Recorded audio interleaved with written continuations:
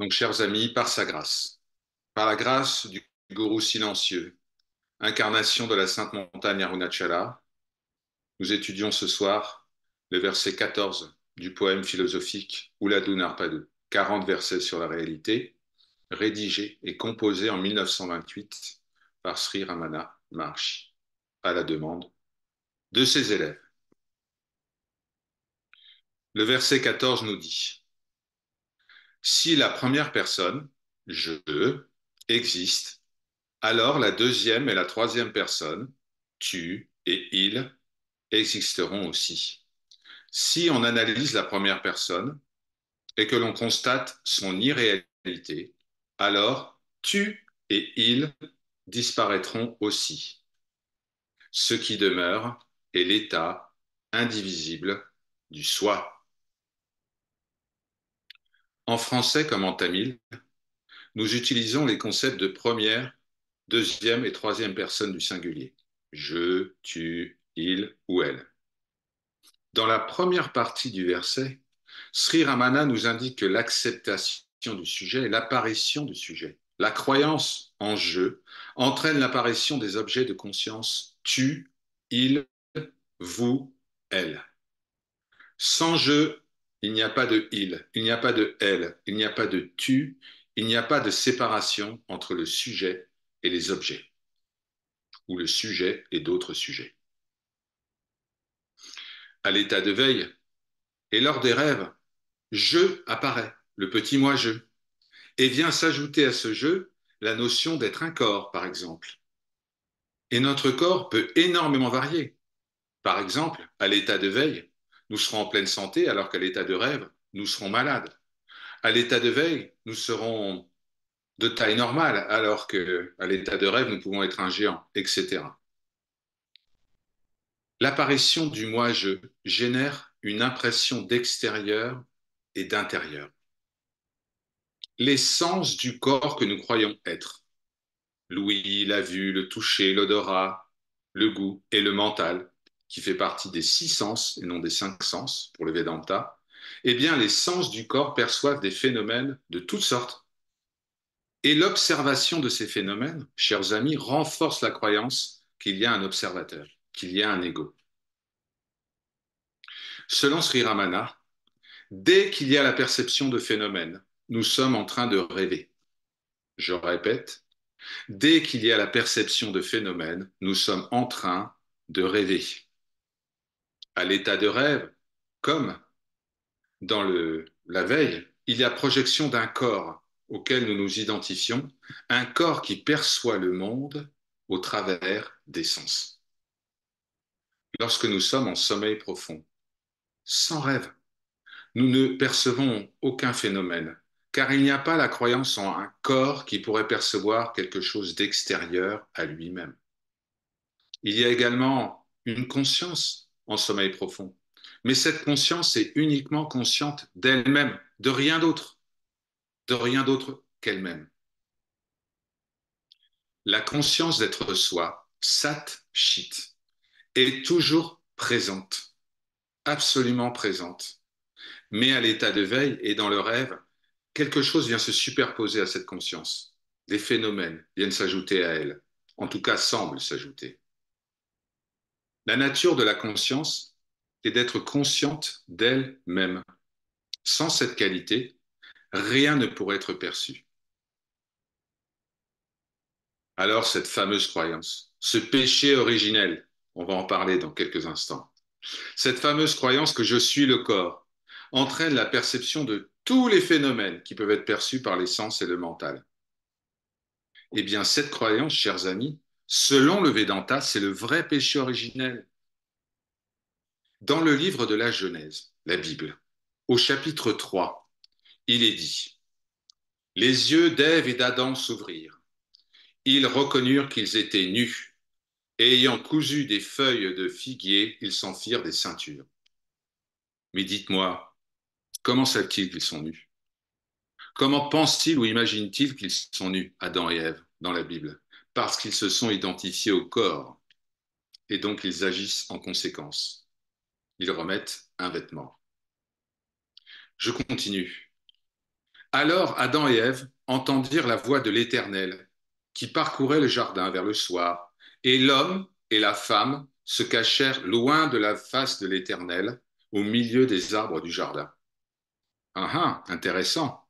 Maintenant qu'ils sont identifiés à un corps, qu'ils pensent être un individu, alors ils conçoivent Dieu comme étant extérieur à eux-mêmes. Et ils se dissimulent dans la forêt, au milieu des arbres. Que symbolise la forêt?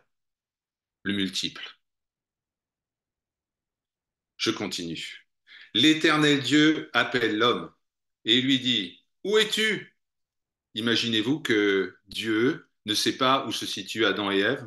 Bien sûr qu'il sait. Ce qu'il fait, c'est qu'il invite Adam et Ève à se demander où ils sont. En fait, il invite Adam et Ève à réaliser qu'ils sont en exil d'eux-mêmes. Ils sont en exil de leur véritable nature.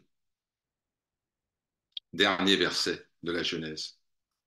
Adam répond, j'ai entendu ta voix dans le jardin et j'ai eu peur parce que je suis nu et je me suis caché. C'est la première fois que dans la Bible, on entend le mot peur. Et puis, on voit la honte, on voit la tentative de fuite. Eh bien, chers amis, la croyance en je suis un corps, la croyance en la séparation engendre tout cela, engendre la peur, engendre la honte et engendre toutes les tentatives de fuite.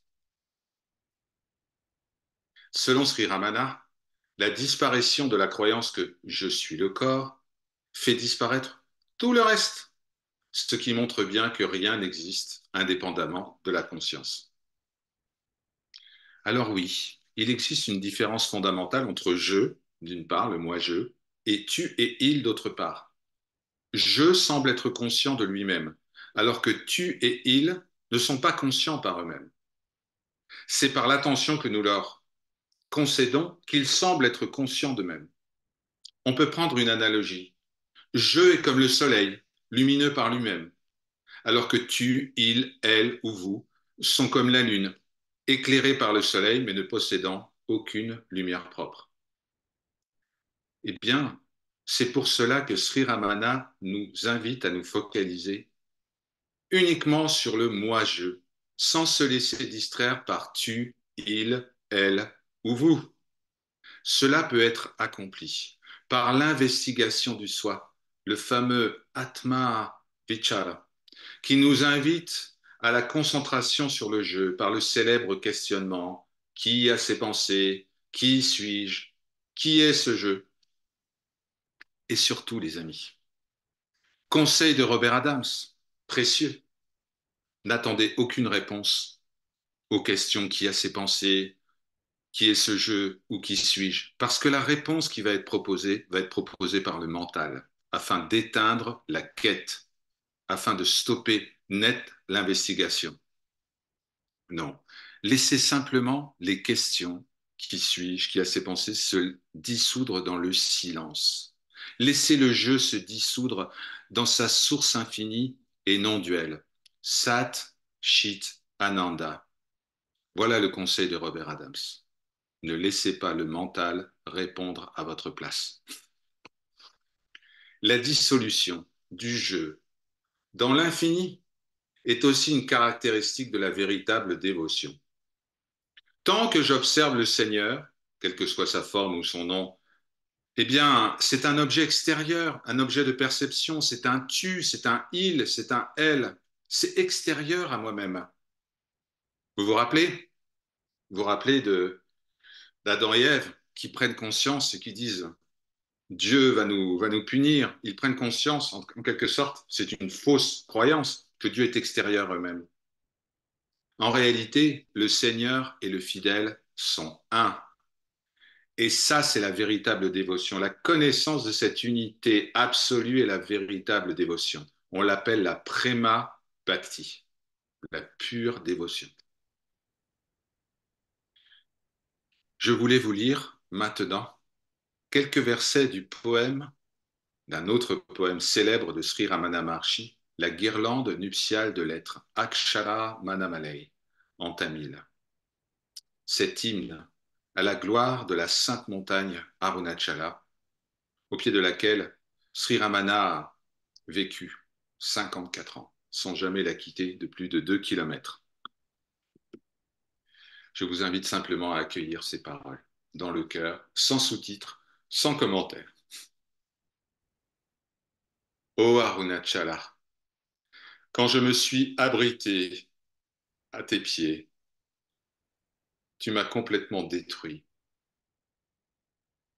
Ô Arunachala, quand je me suis abrité à tes pieds, tu m'as complètement détruit.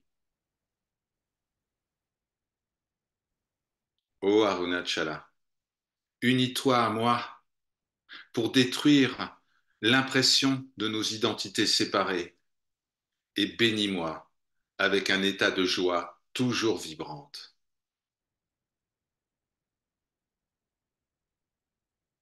Lorsqu'il y a destruction des identités séparées, alors Sat, la réalité, s'unit avec Chit, la conscience, et cela produit Ananda, la joie, la béatitude éternelle. Sri Ramana dit encore, au moment où tu m'as accueilli, ô Arunachala, tu es entré en moi et tu m'as accordé la vie divine. Eh bien, j'ai perdu mon individualité, mon identité.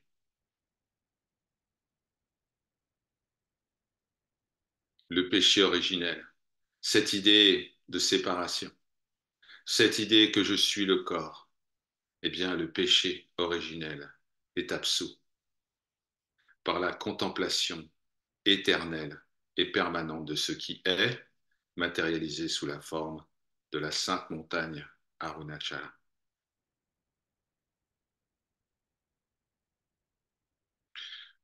Om Namo Bhagavate Shri Ramanaya. Om Namo Bhagavate Shri Shiva Natarajaya. Je me prosterne devant le Seigneur manifesté sous la forme du divin danseur du temple de Chidambaram. Om Namo Bhagavate Shri Shiva Dakshinamurtiya. Je me prosterne devant le Seigneur manifesté sous la forme du gourou silencieux. Om Namo Bhagavate Shri Shivardhanaishwaraya. Je me prosterne devant le Seigneur, manifesté sous la forme du divin androgyne, un, Shiva, Shakti. Om Namo Bhagavate Shri Shiva Arunachala Ramanaya. Je me prosterne devant le Seigneur, manifesté sous la forme de la sainte montagne Arunachala, la bien-aimée.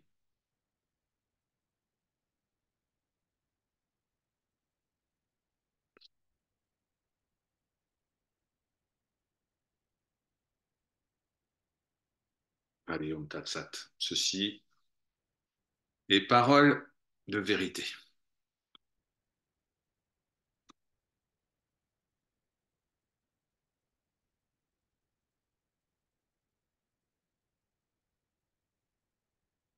Je vais maintenant suspendre l'enregistrement par sa grâce.